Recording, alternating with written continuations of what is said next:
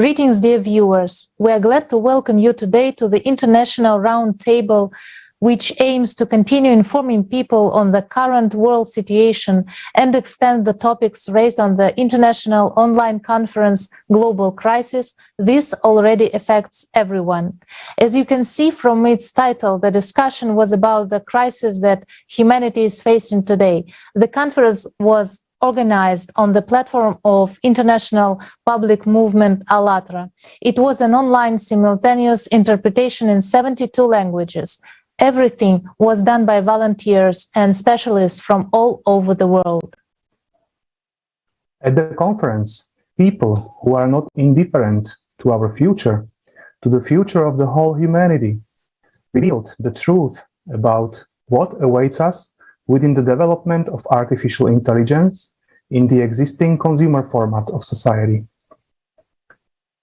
About the sad situation of our ecology, our planet, our possible extinction, and the most important, the truth about the climate change, the disasters that are growing in their quality and gravity every day, and can come to every home, every person, no matter the region or usual climate conditions of the territory. The climate is changing with great velocity. And now I would like to announce that on December 4th, 2021, the new conference, Global Crisis, Time for the Truth, will take place. People from all over the world will provide even more information about the ecological state of the Earth and climate change. This time, the conference will be interpreted simultaneously into more languages than the previous one. And I would like to remind you that before it was 72 languages.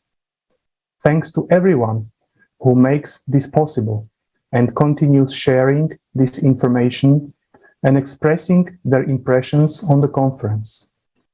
And now I would like to present you our dear guest today, Sandeep Nath, founder of Renewalism from India. Germaine Martha George, retired general nurse from the UK. Katarina Krüger, social educator from Germany. And Olga Kovtun, marketing professional from the United States. And now let's watch a short video.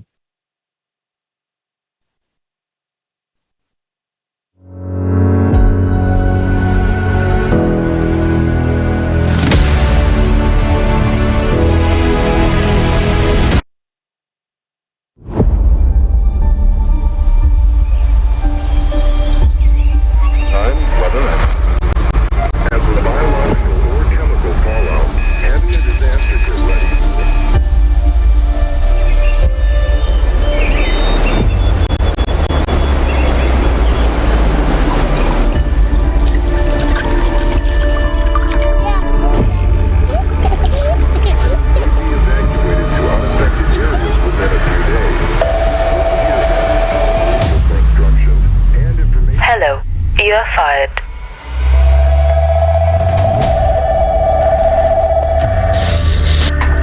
There has been a tremendous technical breakthrough in the world. Every day, neural networks are successfully replacing millions of people in all professions. The unemployment rate has reached a critical level. The planet's ecosystem is destroyed. The number of cataclysms is increasing every day. There are no safe areas left on the planet.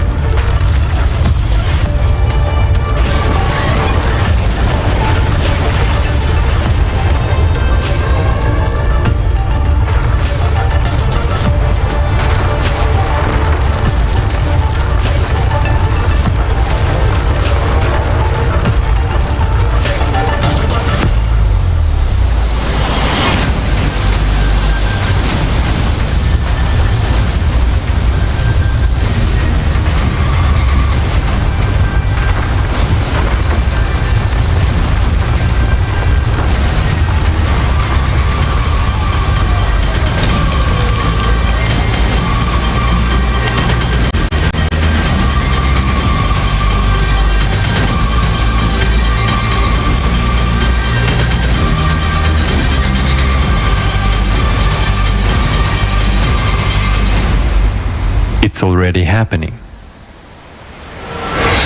But there is still a chance to change everything.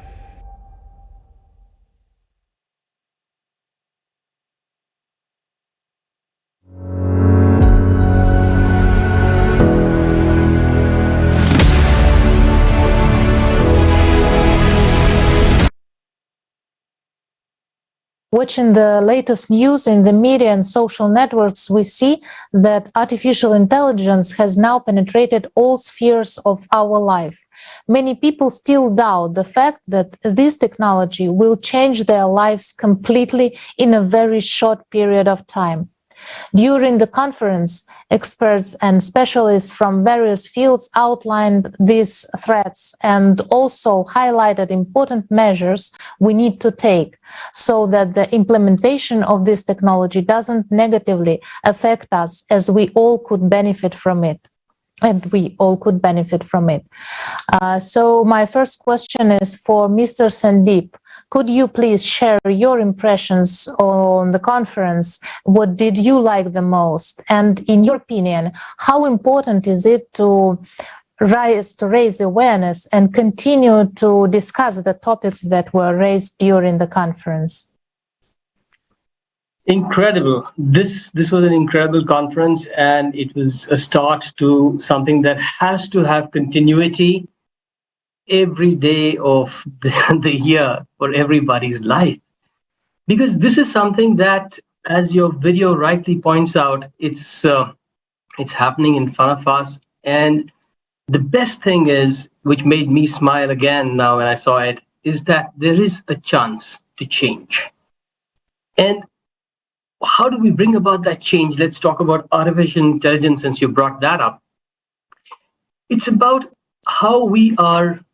First of all, the people at large don't understand the impact of it. We all think that all these machines, these gizmos, these robots, these devices that talk to us make our lives easier.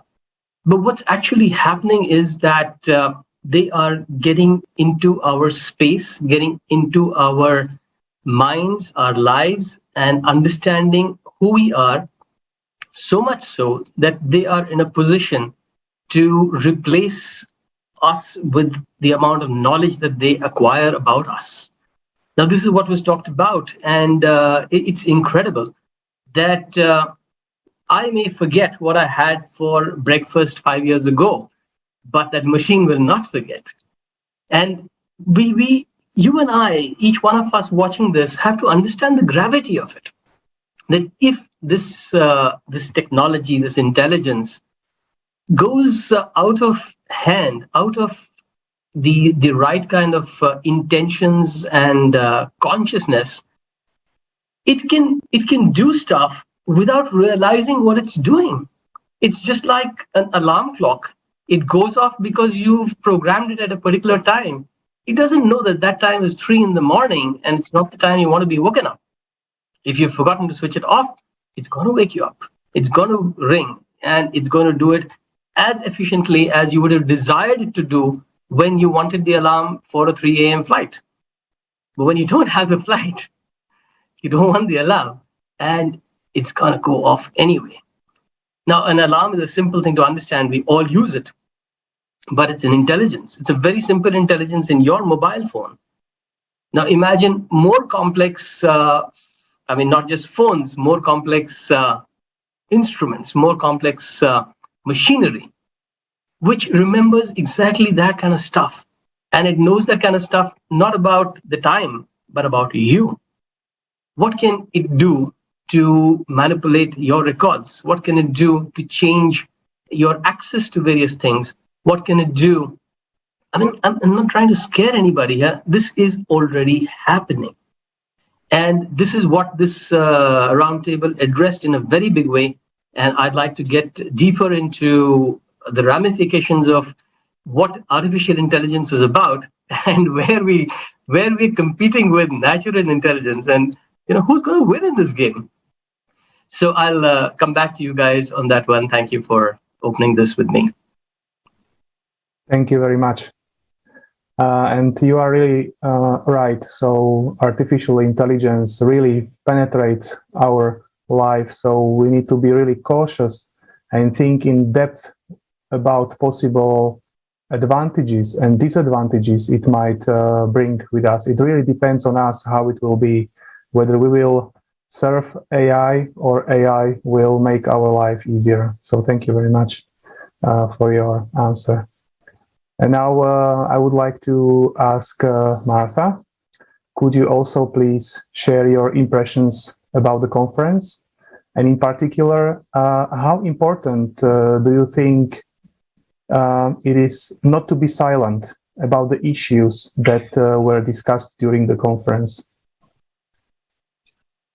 It is my view that if we remain silent, we are contributing to our own demise. We watch what's happening around us. Volcanic eruptions, floods, fires,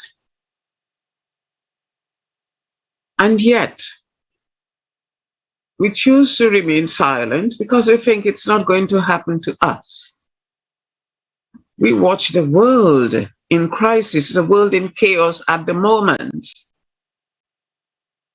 Something we had not experienced in our lifetime, we're now experiencing. And it's because of our habits. The last conference brought it to us. It made us aware of our actions. We've got parents. They are our parents. But we are citizens of a state. We are citizens of the world. We have responsibility to ourselves and to others and the planet around us. It's become a lazy, throwaway world. Let's get rid of this. I don't like this table, let's get rid of it. And what we do, we throw it on the wayside. And what do we have? Pollution. Pollution from rats, from mice. We develop illnesses because of our own habits, our own careless habits. The last conference was an amazing insight into how we behave. And it's a constant reminder that we have to change our ways. Don't blame one country or another country. It is us. We are the responsible people. Each person, take your own responsibility. Do I want my surroundings filled with rats and mice? No. If we don't want it, then why do it to others? A lot of our demise now with fires is through our own carelessness.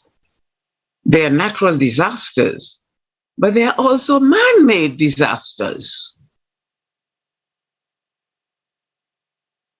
A careless throwing away of a match or a cigarette can fill and spell disaster for an entire community. And unless we bring ourselves together, rethink, what am I doing? What am I doing to myself? What am I doing to the world? We watch people sit on a bus. They've had something to eat, but what do? They leave the package on the bus. A mother comes with a child. The child can easily become infected. And this also forms part. This is part of our eco-human behavior.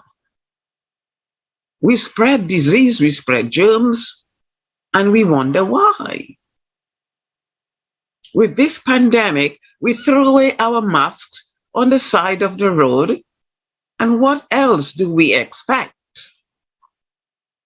When viruses mix and we know they mutate, who is responsible?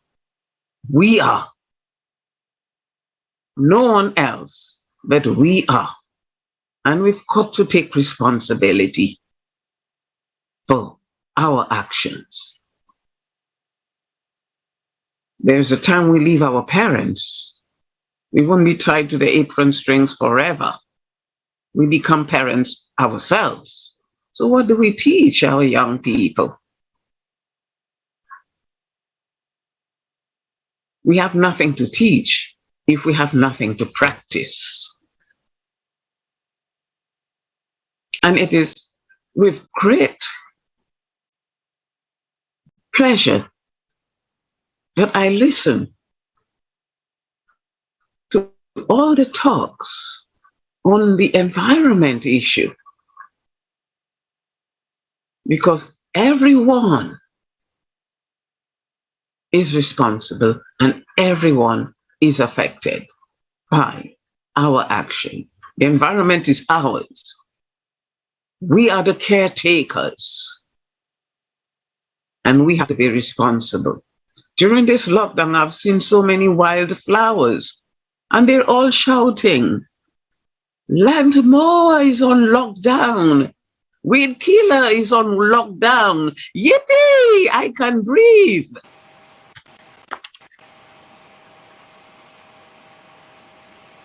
It's all those things that we think will make our lives easier, make our lives more complicated.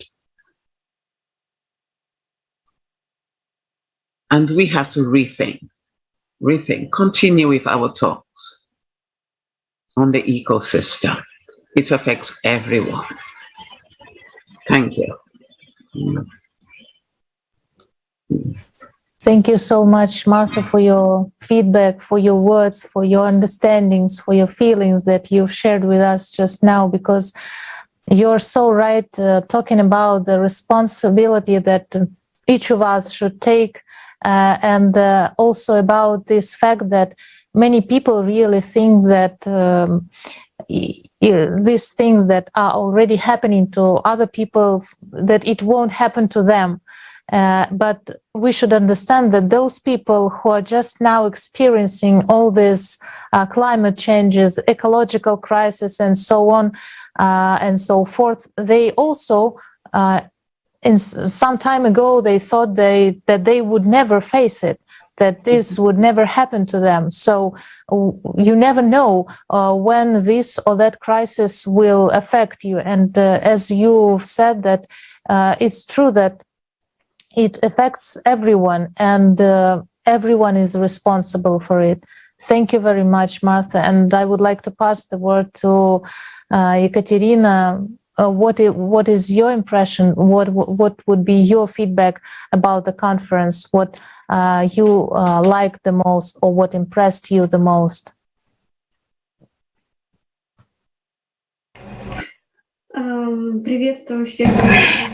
Greetings, dear friends. At the conference, Global Crisis, this already affects everyone, has really made a great impression on me, just as a viewer as well as a participant. I was also participating in the preparation of this conference, and while getting ready for the conference, I was communicating with many people who just have to do with ecology sphere, or with artificial intelligence, and etc.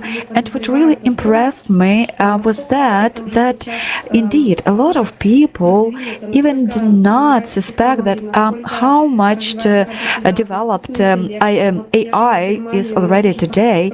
And today already, actually, we have in Germany just factory with the robots working there just even daily and at night. And And yes, there are a couple of people who do their work, but it's just a few people, and the rest of work is done by the robots. And we even don't know about it because mass media don't talk about it. And also, I managed to talk with people who are engaged in wastewater treatment plants, and here, in our country, in Germany, and who just perfectly understand that we really lack today pure water. But yes, Germany actually has quite a good situation in this, but as for the other countries, we really do have big lack of just good fresh water. And also people understand that because of these cataclysms, a huge migration might begin, and people might migrate from one part of the planet to another one. And the conference, just information was voiced that you just couldn't leave, emotionless, and because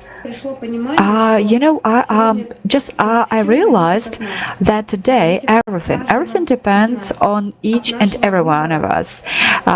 Depends on our choice how we want to live.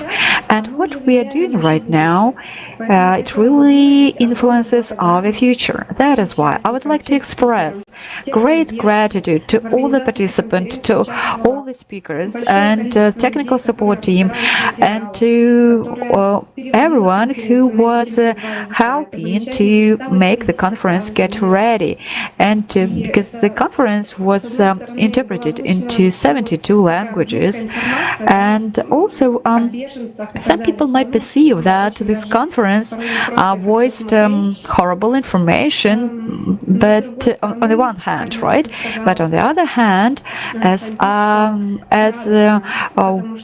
just one of the speakers who said, it feels good. It feels good that people voice this information.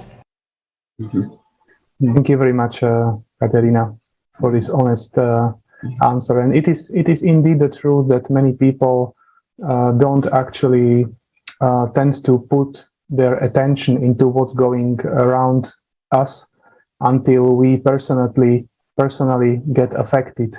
And as you correctly said, that while participating on the preparation of the kaleidoscope of facts, you started to see that these things, that automatization, robotization, and all of these water pollution threats are indeed already happening right now. And as you outlined very correctly, that it depends on our decision today in what world we will be living tomorrow. So thank you very much. It was very inspiring. And also I would like to put our words to Olga. And Olga, I would like to ask you, what's your impression about the conference? Can you share some feedback with us? Thank you very much. Mm-hmm. Thank you so much. And thank you so much, Sandeep and Marta and Katya, for sharing this information. As Sandeep said, we have this chance. And really speaking, we are the chance. Like, no one else is going to do it for us. Even for us to show up today and to talk about those topics, that's what's going to solve all the problems, because we will understand the root cause of it all, which is the consumeristic type of society we live in. And this way we can see the solution in a creative, thriving society that everybody dreams of. And for me, I was so honored to be part of the conference. I was able to prepare for it and interview people for the conference. And I also was so honored to receive this truthful information, because I understand that knowing this information, I can no longer be silent. Knowing this information, I can no longer ignore it. Knowing this information allows me to understand things and actually think for myself I allowed myself to understand, to dive deep into topics of artificial intelligence, topics of ecology, topics of climate change. And when we have this truthful information, reliable information from people who are not afraid to speak up, from people that pour their soul and their hearts into this, then we see that humanity is alive. Mm-hmm. We see that we are fighting for that last chance, and we see that we have the information, we have the technology, we have everything at our hands. Just we need to inform more and more people about the situation we are facing right now, as far as ecology, as far as climate. And we always have to understand that, yes, today I'm sitting here, I'm warm, I'm comfortable, I was able to take a shower in the morning, but tomorrow I might be grabbing my kids and going somewhere unknown. And to get there and not know what your life would look like is just a misery. I want to know that no matter what happens to me, my family, my friends, or anyone in my town or city or country, I want to know that other people will accept us as human beings. Other people will treat us with respect, compassion, understanding, love, and we will have a technology that will allow us to rebuild fast, and we'll have technology that will allow to prevent mudslides, prevent earthquakes, and let us know ahead of time about this. So thank you so much for this information. That conference was just eye-opening experience for myself. And I thought I knew all the information before, but after this conference, it's just another level of understanding. So thank you to everybody. Thank you so much, Olga. Thank you. Thank you, everyone. Yes, that's true that this information just raises you on another level of consciousness, of awareness. Yes, when you know it, you just can't live the same life you lived before you get to know this information. That's true. And we promise to go to this topic about artificial intelligence. Yes, Sandeep, we know that you wanted to talk about this topic. And so, in your opinion, what are the disadvantages of developing artificial intelligence in the consumer society? And what are the advantages of implementing artificial intelligence in the creative society? Could you share with us, please? Thank you. So, as has come out from speakers in these forums, there is a replacement of humanity through artificial intelligence. Maybe people are not aware of it, but it's easy to understand how robots take over jobs, how they can overtake us in matters of the economy. What's the problem with the consumer society? The consumer society is driven by numbers, by commerce, by money, which aggregates to people who are driving these machines. And these machines are huge billion-dollar companies. The problem there is that the objective, the purpose, becomes just commercial, becomes just oriented towards more and more production, faster production, maybe even better production, because the machines are able to produce things minutely, and the quality of the output looks smooth, fancy. But at the cost of what? That is the big question. So I come from India, and we have probably one of the old civilizations. I was going to say oldest, but definitely one of the oldest civilizations. And we have come about through tens of thousands of years, which are documented in certain ways of evolving society. Now, all those tens of thousands of years were before machines were invented. And for whatever reason, there was a lot of happiness, I mean, we know the reasons, but I'm not getting into that part right now. There was a lot of happiness which is still experienced in the villages of India and the remote corners of India. And I dare say in many of the Southeast Asian countries, if you go to Vietnam or most of these countries, you find that the rural economy where it is not touched by commerce is still having happy people, still having contentment, still having a connection with nature, their own inner nature, the people themselves, and their connection with the outer nature, with what's happening around us.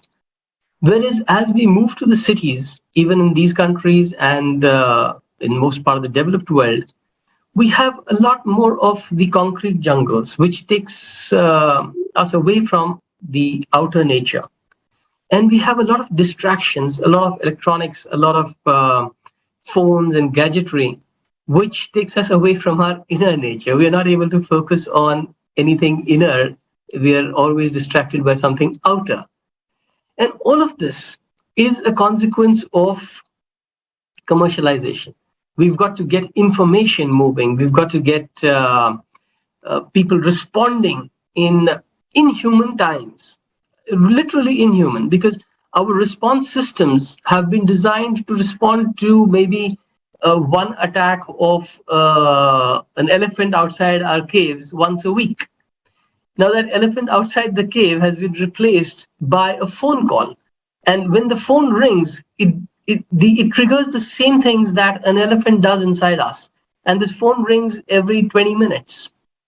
So that's the problem. And to take that timeline, crunch the timeline further with video games, which we are subjecting our kids to so happily, we just hand them over the games and the PlayStations and stuff like that. We don't realize that that's what's causing the attention deficit disorders, ADHD and all that, because they are then responding to a little thing moving on the screen with the same internal endocrinal system that responds to a chase in the jungle. And either you're getting hunted or you're hunting something, but you are doing the same motions that you would on a video game. So why am I saying all this? Because these are things that you can relate to. You can relate to games, you can relate to phones, and you don't realize that all of this is using you in inhumanly ways. So now the question of where does the creative society come in, and what is it that we are creating? We are creating a future which is more intelligent, in the sense we were intelligent in the ancient times when we didn't have these machines, but we were able to cope, we were able to get information across, we were able to manage large kingdoms and large countries. And we of course had our own share of human emotions, our own share of fights, battles and stuff like that.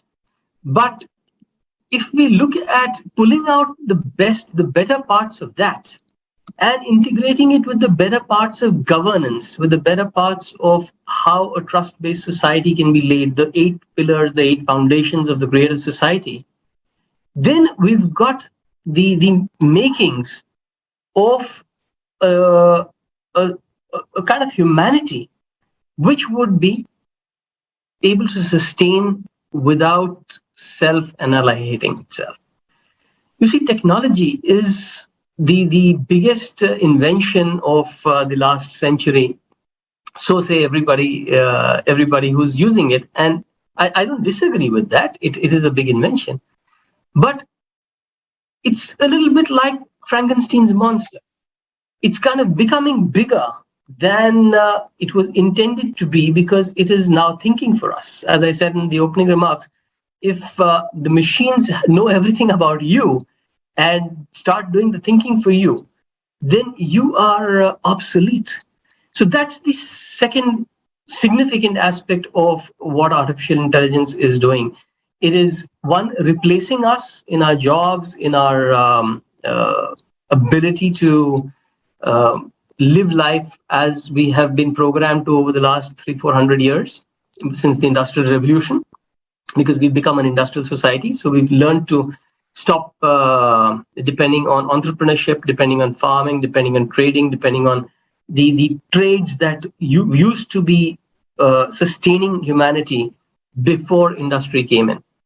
And we've not got the time to change over, to, like Martha said, to work on our habits and understand that we are capable of living differently, capable of living in the ways even 500 years ago, the way we used to live, and still coping well enough.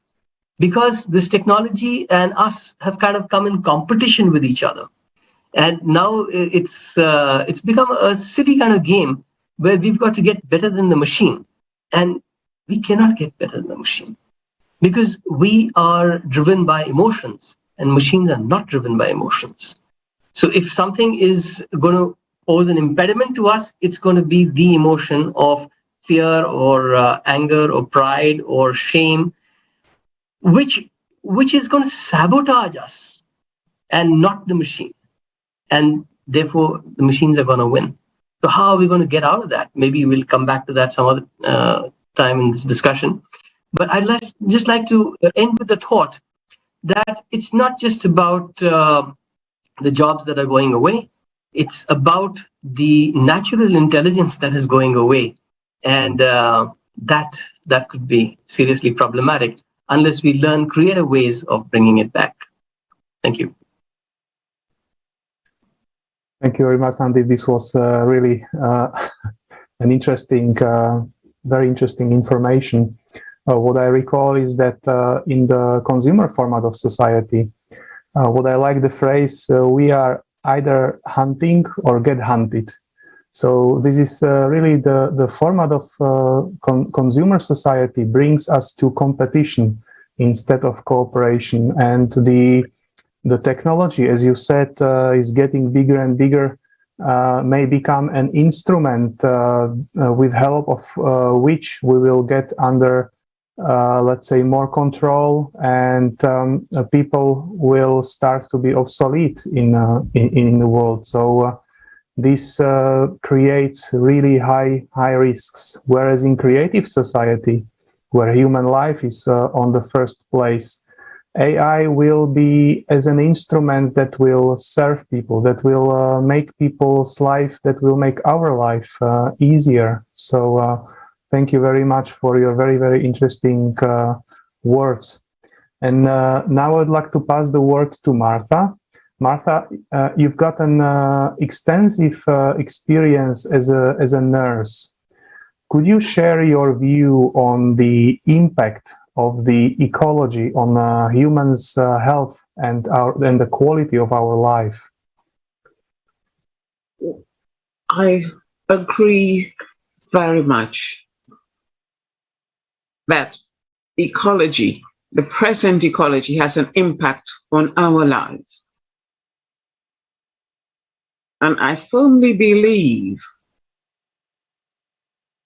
that the health of the people is the wealth of the state. If you have unhealthy people, you have an unhealthy state. We've brought in machinery.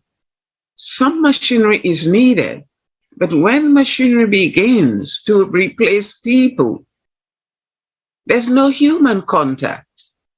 There's no empathy, there's no sympathy. When you're unwell, you need a human touch. You don't need a robot. The robot will not talk back to you. As I've said before, you may have potatoes, they've all got eyes, but do they help you? Can they see for you?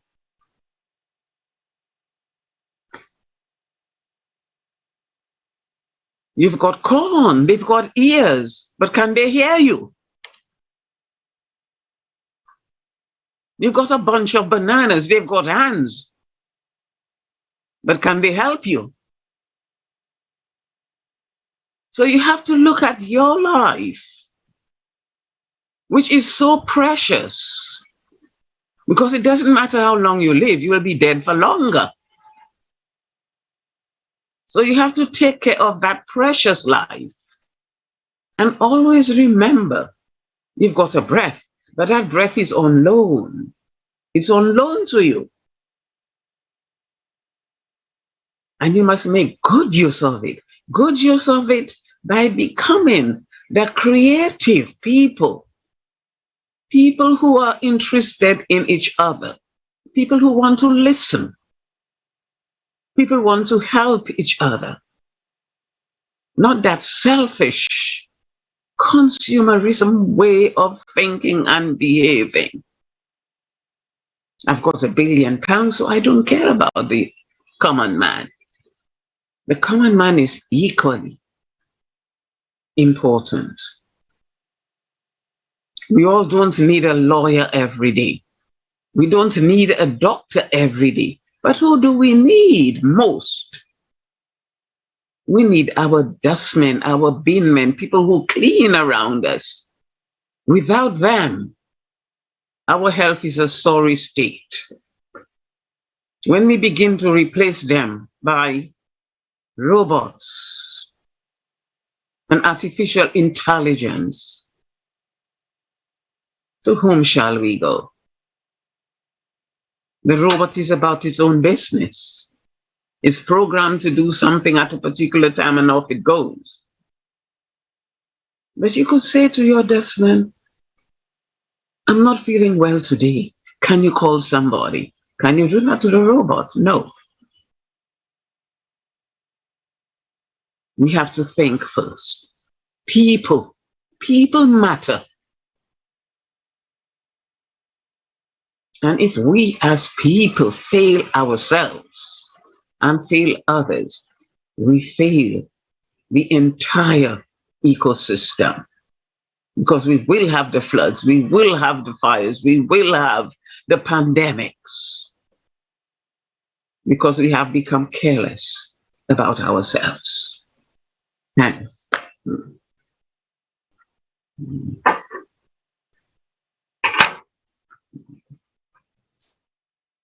Thank you, Martha. Thank you so much. Thank you, everyone, for your words. And I think that here all of us believe that really human being is a being that cares, really. This format, this consumer format where we can find us today, it's just a matter of time and surely of our decision to make changes, to change another format. And really, who, if not us, will do these changes, will do this choice, and and build the creative society. And you're right that this crisis, this ecological crisis, and this that we see with the development of artificial intelligence in this consumer society concerns everyone. And this is a very serious topics, but these are very serious topics.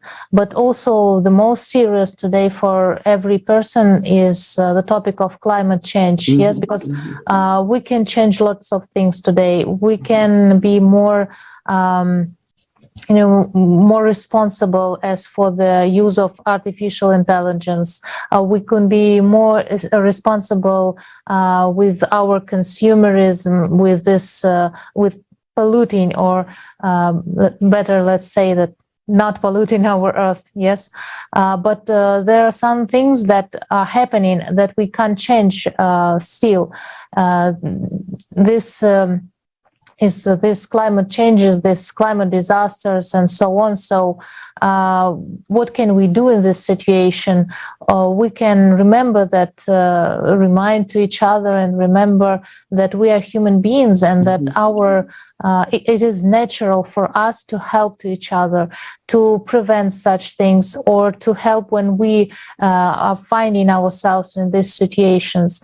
And we know that a couple of weeks ago, Germany and Belgium faced a typical and really unexpected floods.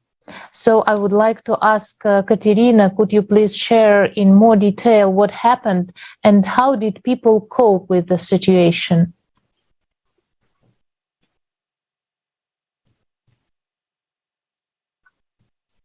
Right.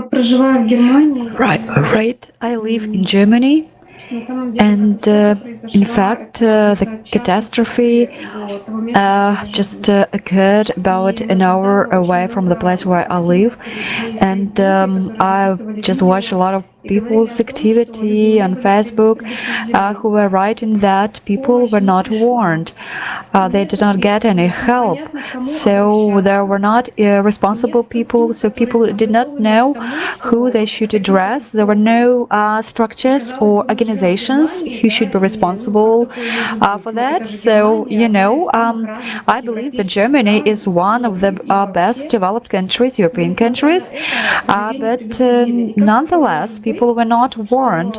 So how can it happen that we are living in such a world where we already have AI, and Germany is actually the country where all these technologies are implemented, but people were not warned of the natural disaster.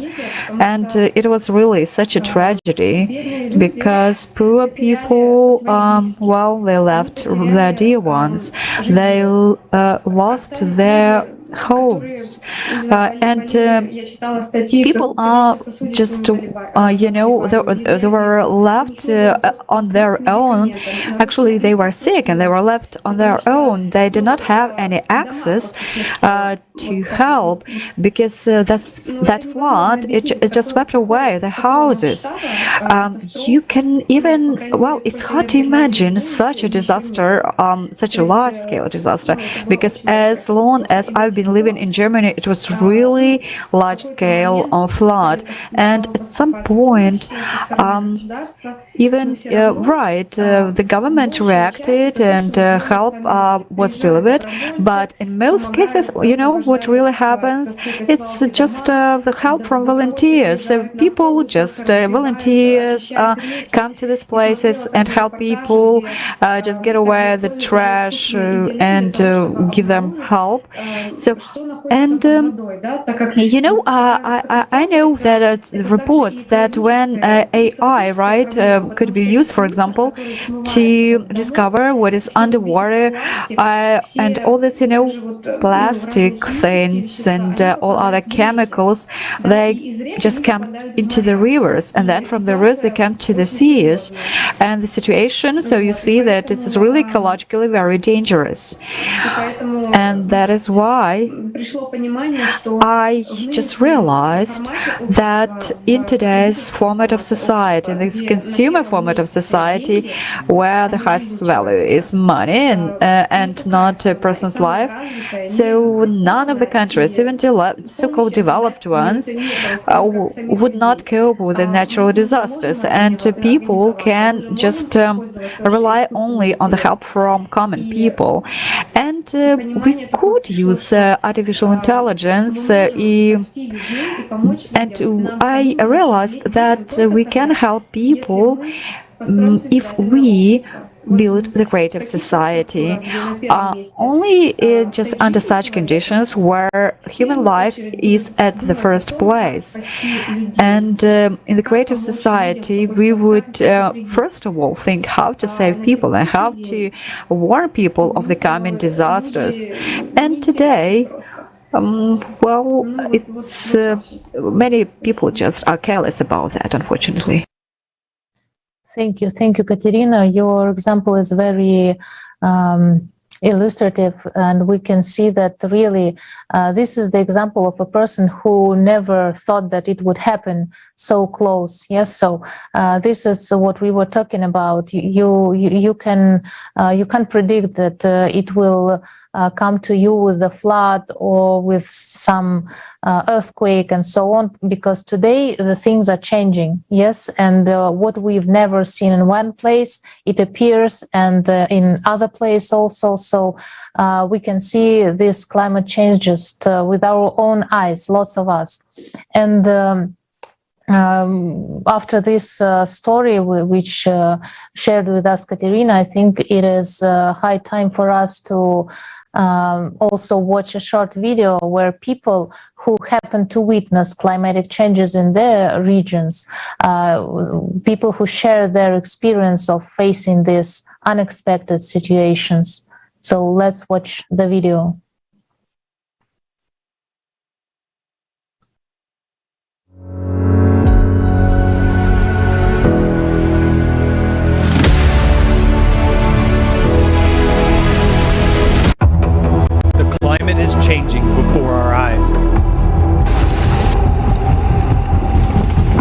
people are losing their lives.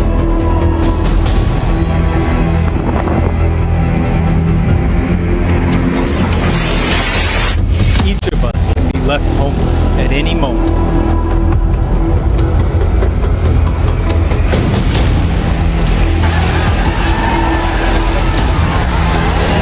Are you ready to hear the truth from eyewitnesses of the events? And Texans statewide was reported over 2,500 of the highest low record temperatures ever recorded. This summer, Western Canada has faced extreme heat, and many cities have reached record high temperatures. The Canadian Rocky Mountains have been burning more than they have in the past 2,000 years. There was an anomalous, catastrophic event in Cuba when a strong tornado struck some municipalities in the city of Havana. This sudden and violent event caused great horror and anxiety among the population. The people of Tabasco are now very afraid because the season of rain and hurricanes is damaging a lot of houses. Everything is flooded. In an instant, the downpour causes people to lose everything they worked for. There have been some violent storms lately that are changing people's lives. They not only affect people's lives, but also deprive them of their means of subsistence, leaving people stranded and terrified, not knowing where to go or what to do. So it was from one extreme to the other. We were on fire at one point and then we were underwater. Till March 20th, we had 40,000 aftershocks, the largest of which were of magnitude 5.7. Unprecedented frosts have blanketed much of France. There hasn't been a cold snap like this for decades. Really, I imagine 2019, I have a cyclone in Fani in India. I seen it in my own eyes. I witnessed to myself. So I really lost to my paddy fields. I really lost to many animals also.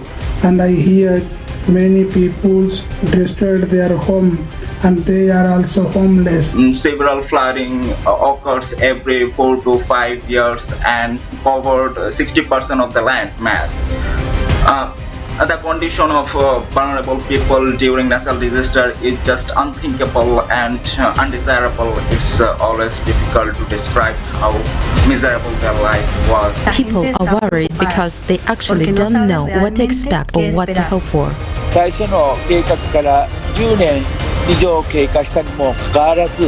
Decades have passed since the original flood control plan was developed, but it has never been implemented.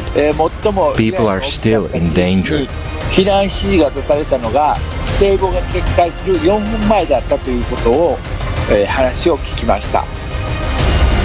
There was a freezing rain in Vladivostok. Trees and cars were covered with an ice crust. Many people were left without electricity, without water, without heating. We were cleaning it all by hand. And one man said, "I'll help you with the first bridge. Then I'll go get the tools I have at home. I'll take my tools and we'll help finish the job." The man returned with his tools in his hands. I asked, "How is your house?" "I don't have a house." He kept on cleaning because what else did the man have to do? Part of the country is flooded. What is happening in Belgium now is a huge tragedy for its residents. In some areas, the river level has risen by 2.5 meters. Houses are flooded. Cars are floating along the streets that have turned into rivers. People climb onto the roofs waiting for rescuers. But the water is coming up and no one knows what to expect next. Deadly volcanic eruptions have been experienced in other parts of the continent, and the latest ravaged parts of the Democratic Republic of Congo, which caused severe damages and casualties, and also forced thousands of people into evacuation and also into terrible living conditions. At times it's really extreme. There's flooding. So sometimes people are affected, like people end up drowning. But mostly people have to move with their families. They lose property. The trees and so many agricultural products destroyed. This is the first time we've seen such instances happening in this country. So when I witnessed the disaster of the climate, about the migration of the farmers from the riverside to the around the town and lead their life on the roadside because of the climate change disaster or the overflooding of the river affected their area, their agriculture, their home. Local media do not report on some events which is happening in China right now. So a logic question arises, why are people not given the true information about what is happening with the climate right now? Now we have to start to solve this problem intensely, because soon it may be too late. I also witnessed the storm that hit us in Saarland about a week ago. Apart from flooded basements and fallen trees, we were not as badly affected as people in neighboring regions who face severe flooding, landslides, and mud, lava-like flows that buried entire houses and much more. People are still without water, without electricity, without means of communication, without food. They are still trapped on rooftops and cannot cross some roads because the roads are no longer there. We were predicted that climate change would be tangible in 50 or 100 years, but now we know that it is very close and very real, even here in Germany. Doch jetzt wissen wir, dass sehr nah ist und sehr real, auch hier in Deutschland. Hello, I'm David from Germany. Just recently, we had severe flooding. People were shocked and not ready for this. Suddenly, we saw how just a few hours of heavy rains caused flooding that washed away cars and houses. This was really shocking to all of us. We were in a state of shock as something that seemed to be very distant was right here at our door. If we take a look a few years back, we must note that extreme weather events occur due to climate change. We had a severe drought in Germany during the last 3 years, and now suddenly there is such a flood. There is no doubt that the climate is changing, and because of this, the frequency of these extreme events is increasing.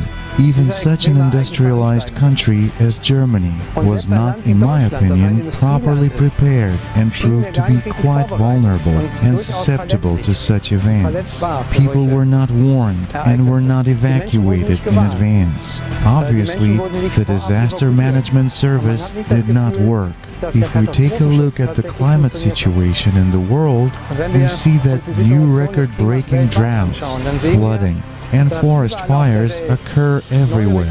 Human life is in danger more often, and now it has affected Germany. Many people lost their lives, and more than 1,000 people are still missing. We, people, feel that we need to do something. Only by uniting, we have at least some chance to cope with such situations, which are becoming more frequent. Creative society is a solution for change in the society, exactly in which a human life will be the highest priority, in which necessary conditions to protect human life throughout the world will be created. Just imagine what the least developed countries will do. These countries have no opportunities whatsoever to overcome extreme climatic events, and human life is not protected there. I think that in recent days, we, Germans, have realized how important it is for us to unite, to stick together, and not to let anyone divide us. Only together do we have prospects for the future. Exactly such a prospect is what the creative society offers. It's our only way out, because only in unity can we protect human life and ensure a future for us and future generations. Breaking news. on ALLATRA TV is an international project which is created by volunteers from all over the world with the purpose of informing about large-scale, anomalous, and uncommon natural disasters. This is daily comprehensive analysis and monitoring of information about the state of the planet. People break silence in order to convey the truth about the climate crisis and the way out of it. To survive, we need to act together today. Otherwise, tomorrow will be too late.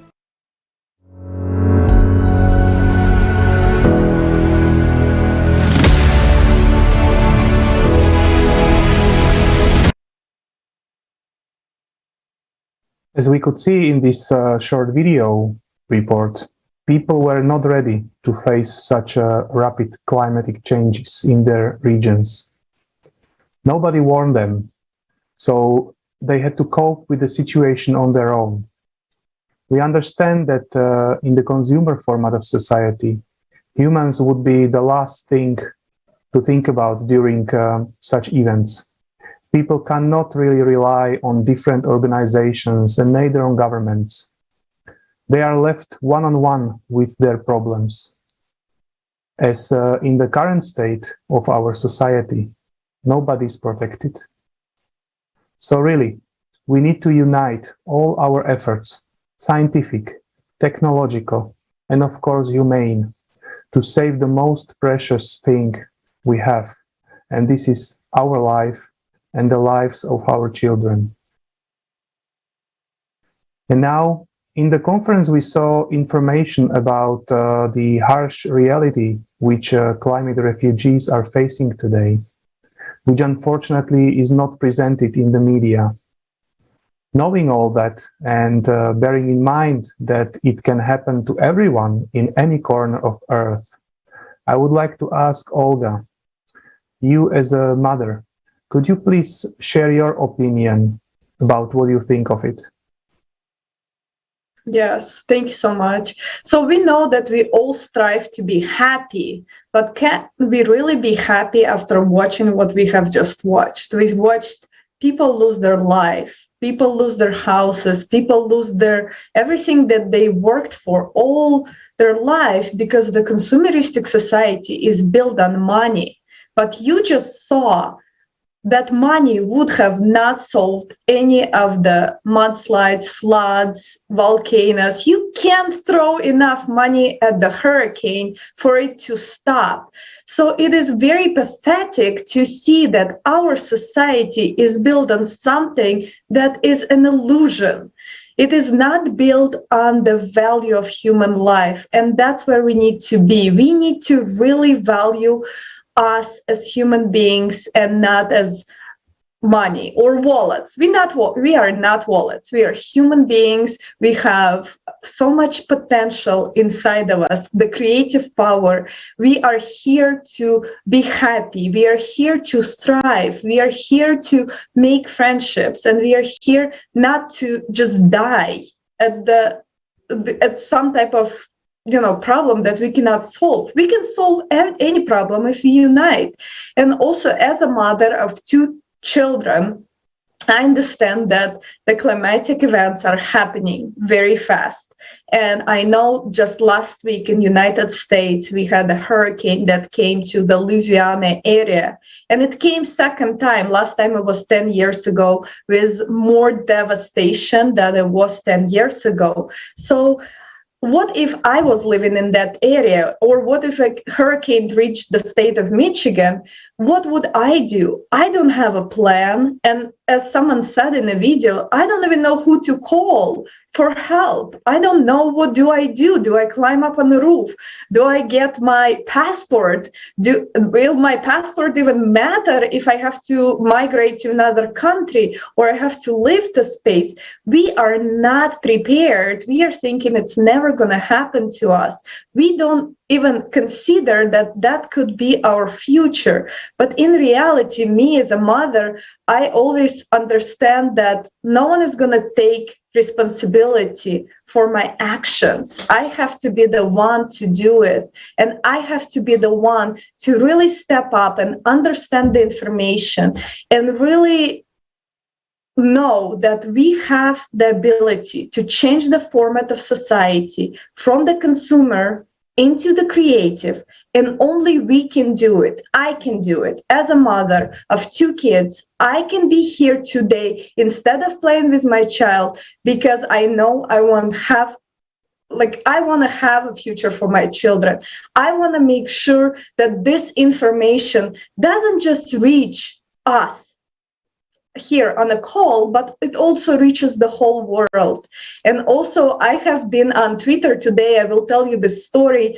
I looked at the Twitter, and so for some reason, one of the United Nations account came to my feed. And in that feed, it says that we have millions of people displaced around the globe. And the caption read, "Please reach out to your governments to help." So I looked at their account, and I went and I saw that they had 3 billion people following their account. And what are they telling those 3 billion people? They're telling them, go ahead and reach out to your governments. Forget about taking personal responsibility and sharing this information. Just put it on someone else to solve it for you. But we are forgetting the governments are people just like us. If hurricane is to come, it doesn't matter if you sit in a White House. It doesn't matter if you sit in your own home. It doesn't matter where it's at. The responsibility is on us. And we as a society just have to stop hoping that someone else is going to solve it for us. And we have to share this information to our friends, to our family, to everybody in our community. And we really have to unite and understand that in a consumeristic society, we are at the dead end. But in the creative society, it is just the beginning of the future that we can all dream about, the future we all deserve, the future that will allow my kids and everybody else's kids to grow up and be a real human with a capital H and really use their best human potential to help others, not to gain for themselves, but to give. And that's why it is so important to be here, to share this message, and to really understand that we, the people of the world, will make this happen. No one else will do it for us. Thank you. Thank you, Olga. Thank you very much. Very inspiration, your speech and your experience, and also your understandings as a mother. I think that every person can understand it. Also, those who don't have children or still don't have, we have parents. Yes, we have the one we love. So just thinking about this person, I don't think that any one of us wants to see some person we love in such situation. Yes, and the truth is that we don't want to see anyone in these situations. And as you've said, that in this moment when you see that you are redirecting to the government and in some cases, and that it is, supporting, it supports you to be this right person of consumer society. Yes, always consume advices, consume help, everything. And no, we are not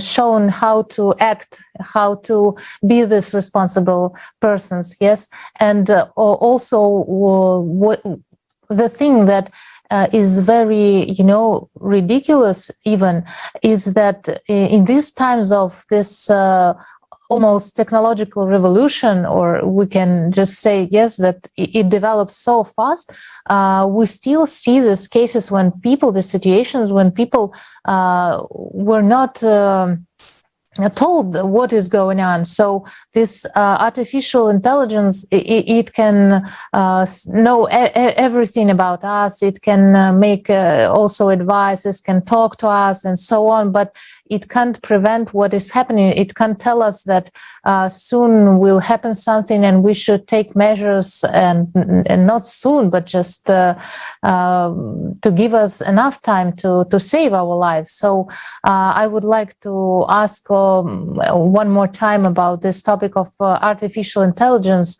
Mr. Sandeep. How can we, in your opinion, ensure that artificial intelligence technology works for the benefit of society? Very important. You see, if we keep looking at the outside for solutions, we will never have them. Like Olga said, you're looking at the government or you're looking at technology. All of that is outside us. The solutions are actually inside us. In fact, that's the difference between the consumerist society and the creative society.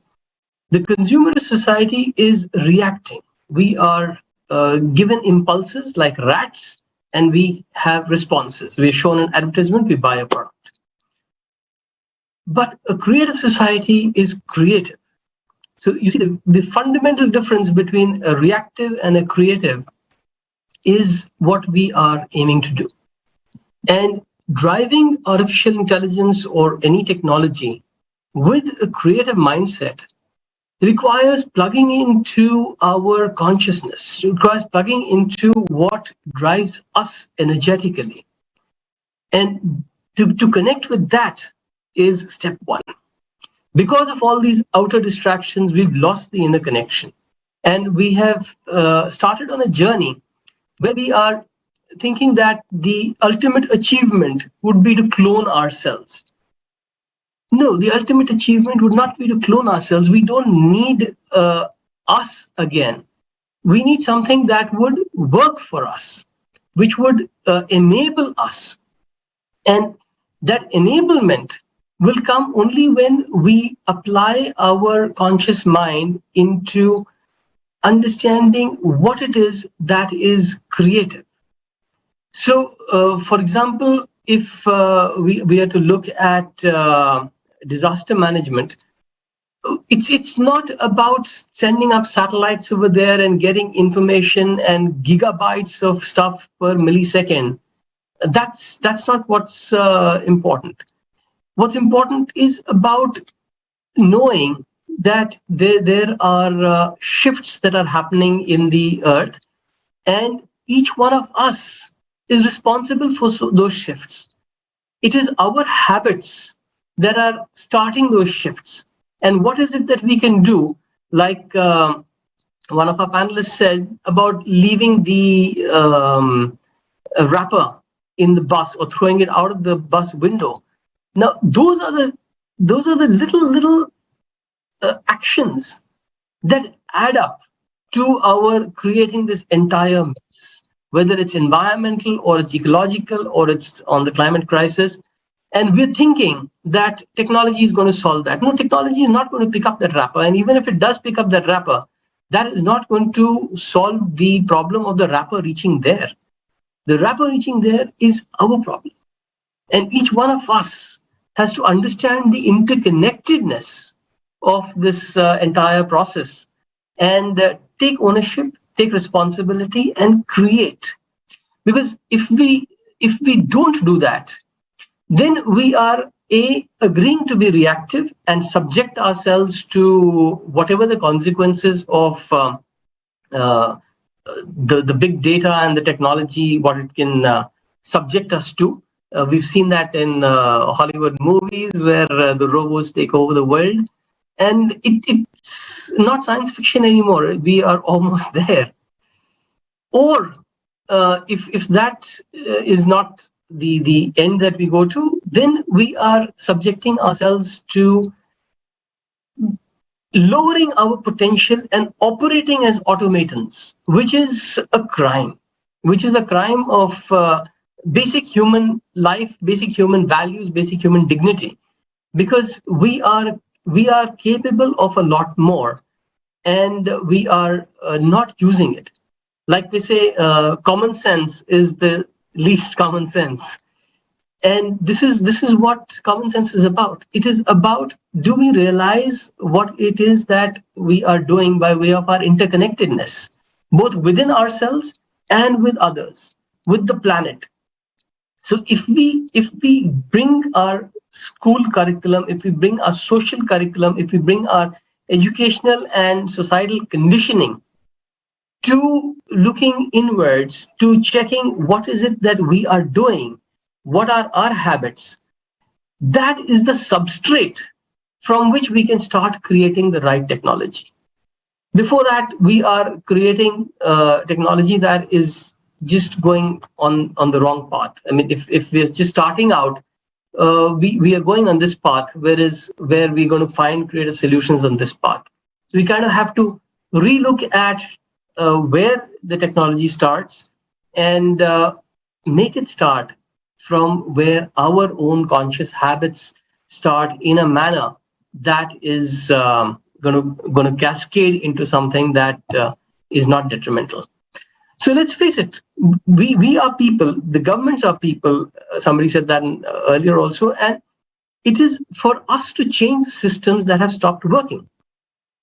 We just got too busy to have noticed that those systems are not working, but we can pull back and rebuild the systems, rebuild the technologies on those systems, and then have the artificial intelligence and machinery working in a manner that supports us and does not either compete with us or annihilate us. That's where I think we must go. We must go within ourselves. We must give more importance to stuff like mindfulness and meditation. We've just got too obsessed with getting faster and faster, reaching outside of us. We've got to get maybe not faster, but more definitely better at getting inside of us. And once we get inside, we connect, we understand what is the core substrate of the human, then we can start using technology to aid the human, which we have currently just gone astray with the consumerist economy. So that's what I feel about this. Thank you very much. And it is indeed the truth. And you said it something very nicely, that first we need to realize that we are all one, that we are all connected, that we are all human. And if I do harm to others, I do harm to myself, actually. And after we realize that we are human, then we can start building all the technologies and artificial intelligence. This is indeed the truth, because only if the human life will be put into the center of attention, only then the product of a, let's say, a human mind, such as artificial intelligence and technologies, can serve us. And we can see that today in the consumer vector of society, a lot of people, as you mentioned, put into the center the technology, but don't really think of consequences. We can see it, for example, in the medicine, where we can already see AI trying to do some surgeries and stuff like that. So this is indeed the truth. And when already speaking about the medicine, I would also like to ask Martha. So why do you, Martha, think that it is important to put human life in the first place? So what is your opinion, so that the healthcare can basically serve the benefits of the people? Thank you. Well, without human life, the world is a vacuum, it's empty. You need human in order for the world to go on. But we need human with intelligence. When I say intelligence, I mean common sense, using your intelligence in a productive way, in a way beneficial to society, in a way that improves health. It's not a matter of just saying, I'll give you a tablet because you've got a headache. But why have you got a headache?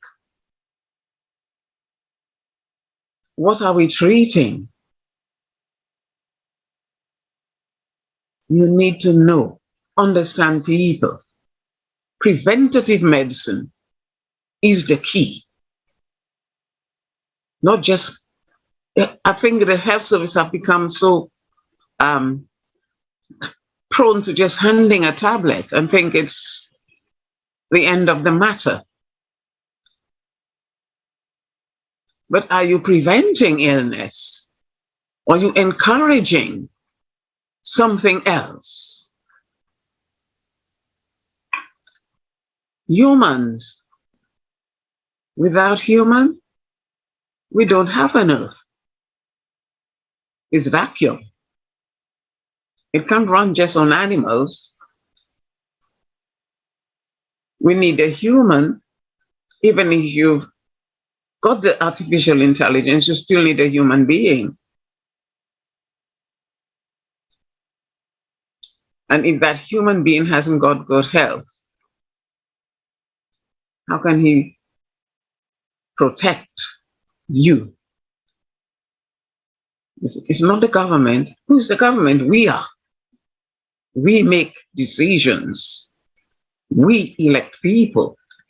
It's we. It's about us. And we have to be healthy. Take care of our health and take care of the health of others. Not just hand them a pill and hope the problem will go away. Because the patients will come back. They'll come back 5, 6 times with the same problem because you haven't solved it.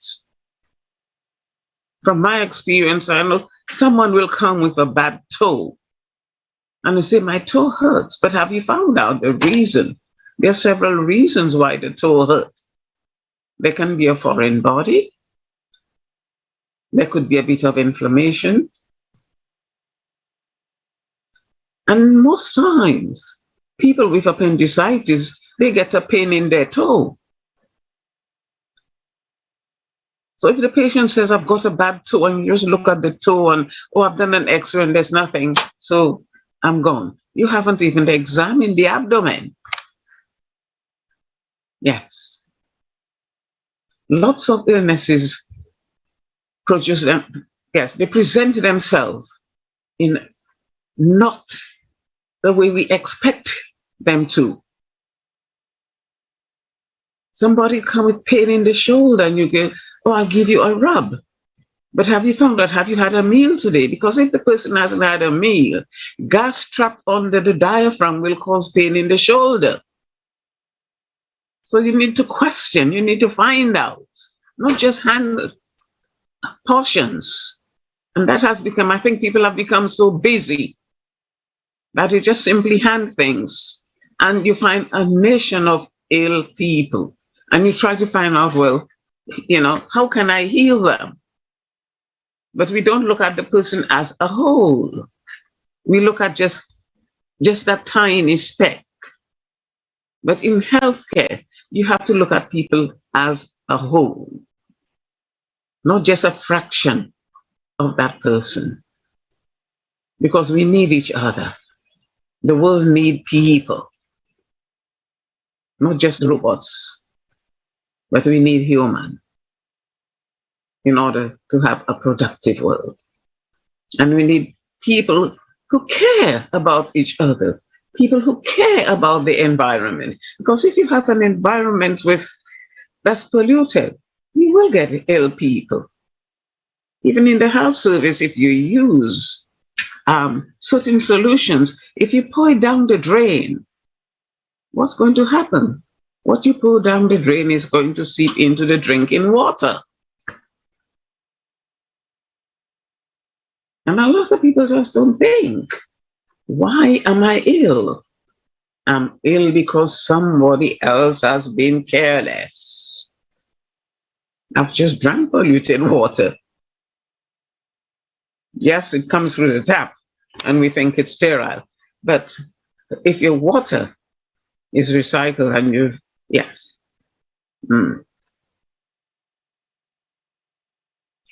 We have to care for each other. There's a difference between treatment and care. You can treat a person, but does that person need that treatment, or does that person need your care? I've given you 5 injections, but do you need those injections? No, I don't. I need somebody to talk to. I need a helping hand, a kind hand, a listening ear. And our creative society, I hope, coming together, will put that message out to the world that people matter. When we begin to think people matter, we'll begin to care for the environment as well. Because we know if we pollute the environment, we pollute the people. If you pollute the people, you have an unhealthy state. If you have an unhealthy state, you have an unhealthy economy. So what's the point if we don't care? So everything has to gel. It fit in like a puzzle. If one thing is out of place, the whole thing falls out of order. Every bit has to fit in. And our health matter. And our health does not just depend on treatment. It depends most importantly on care. Thanks.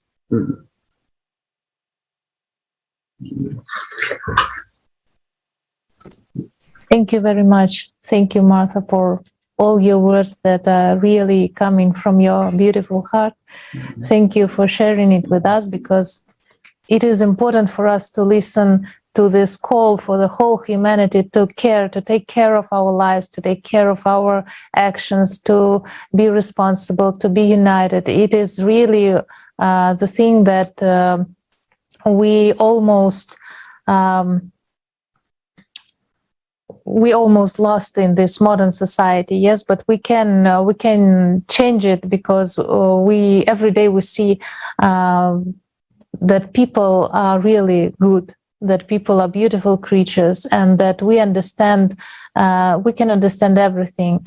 There's just a lack of information sometimes, lots of problems that don't permit us to think more about some very important things, that we face today, that we should have thought many years ago, many years. So, but now it's high time for us to be those people, as you say, those people who care. So we all understand that it is vitally important for all people in the world to receive truthful information, and receive truthful information about climatic situations in the world. So I would like to ask Katerina, what do you think, in what way can we unite to overcome climatic and ecological difficulties that are awaiting us, and make sure that every human life is saved?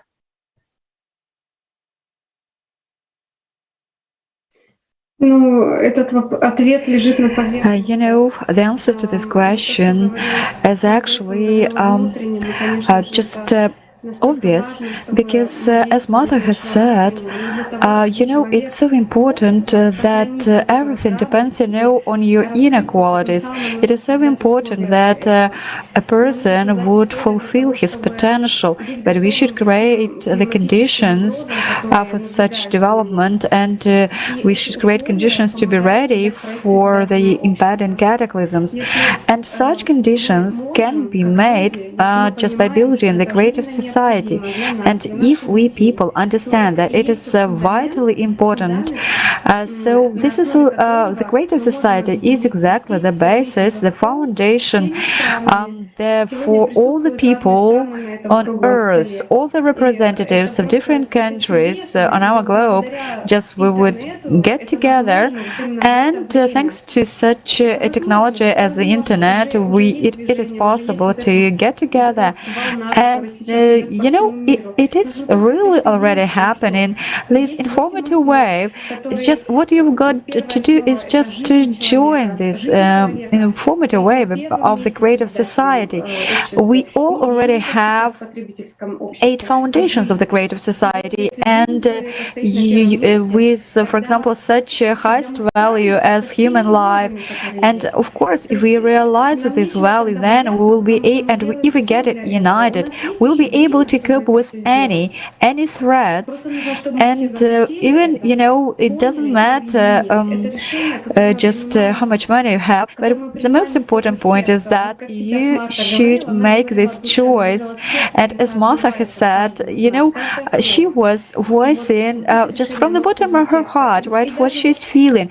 And so if each person would express his feelings and would just give his helping hand to another person, then of course it would be beneficial for all the people, because all the people want to live in just comfortable conditions with just enough food and water. Of course, we should take responsibility for all the people, because all the people are one big family, and the earth is our common home. And if we want, we can make this decision. We can tell about the idea of the creative society to the whole world. We have internet, we can share this information, we can make a video feedback about today's, for example, roundtable, or about the conference. You can post it on YouTube, on social media. You can call your friend and tell about such an opportunity to the creative society. So really, everything depends on us. And today, each person can do a lot. And what we are doing, actually, it's not just, just bubble talk, but it's what many people can hear. We are just spreading this information so that many people would hear us and would realize that we have a chance for such a future which would provide prosperity, harmony, creation, love for us and for our children. Thank you. Wonderful. Thanks, Katya. This is really the world we all would like to live in for the sake of us and our beloved ones. But in order to do this, we all need to unite and start acting. In order to do this, we need to inform as many people as possible about this opportunity. And I would like to ask Olga. Olga, you are a marketing specialist. What do you think is the most efficient approach of informing people about the way out of this deadlock the consumer society leads us to, so that all the people get a chance to create a planet and create a world where we all would like and enjoy living in? Thank you. Yes, thank you so much. As we know, we live in one informational field, and that field right now, unfortunately, is full of misinformation, is full of hate, is full of misunderstandings, is just full of negative type of information. But we are consumers, right? So we like to eat that type of information, and that's what's being served to us. But in reality, if we turn to be human beings and really understand our nature and really understand that we are here to love, we are here to live, we are here to be supportive, we are here, like Martha said, to care.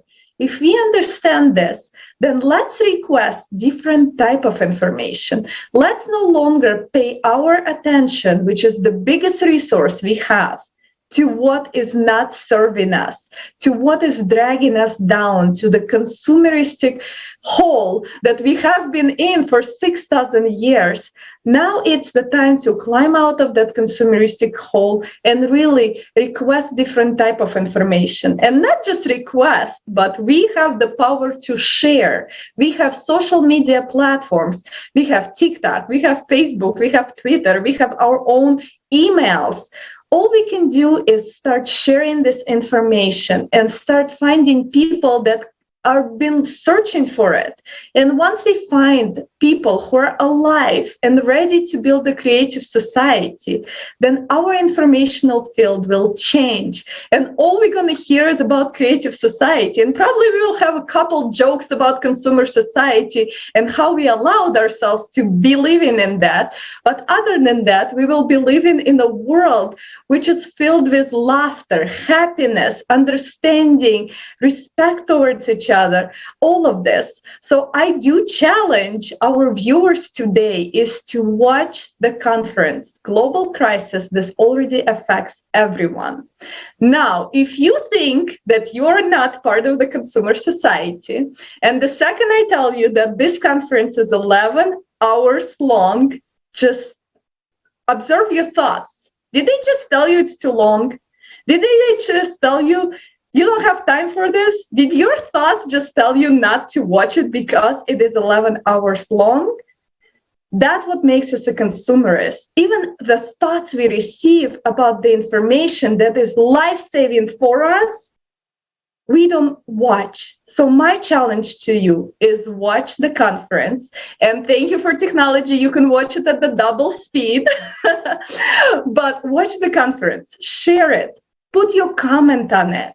Really start the conversation. Reach out to someone who is passionate about climate, who is passionate about environment, who is passionate about helping other people, and share this information with them. Because really, this world just needs truthful information. Then everybody is able to make a decision to live in a creative society. And it is not fair if one person does not know about creative society, that means we cannot build it because we left out one person, which is one part of this whole human family that we all belong to. So my challenge of the day is to watch the conference, share it with your friends, and really let's see how fast we can spread this information and how fast we can live in a creative society.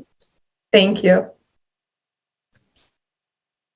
Thank you, Olga. Thank you so much. This is a great challenge. You know, it should be really, it is the challenge for the whole humanity. Yes. And thank you so much for your inspirational, as always, your inspirational words. I would like to thank everyone. I would like to thank Katerina, Martha, Sandeep, Marek. Thank you, friends, for being with us today, for telling and sharing everything, your thoughts, your feelings, your understandings, and so on. Thank you so much. Thanks to our dear viewers. Thanks to everyone who participates in such events, and to everyone who supports the Creative Society project and tells about it to other people. Together, we really can make everything. We really can change the format of our society from the consumer to the creative one. We can choose to live for the benefit of all of us. And the time to choose is right now. It is the time to ask yourself, am I ready for what is coming? Are we all ready for it? And if you know anybody who is not ready, who doesn't know about the facts that were pronounced at the conference, Global Crisis, this already affects everyone, it is your responsibility, your choice to let this person get to know it, and so that he or she could be able to choose. I love the words that said more than once, Martha, thank you, that people matter, and the truth is one, and it belongs to everyone.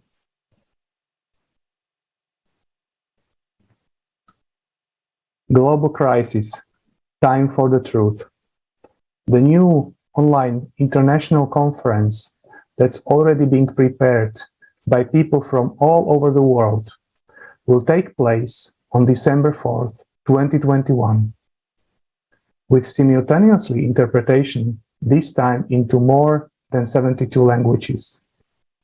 Please share this information with other people, because volunteers from many countries, in their free time from work and everyday life, are doing everything they can to let you and many other people know about the current crisis, but also the way out of it.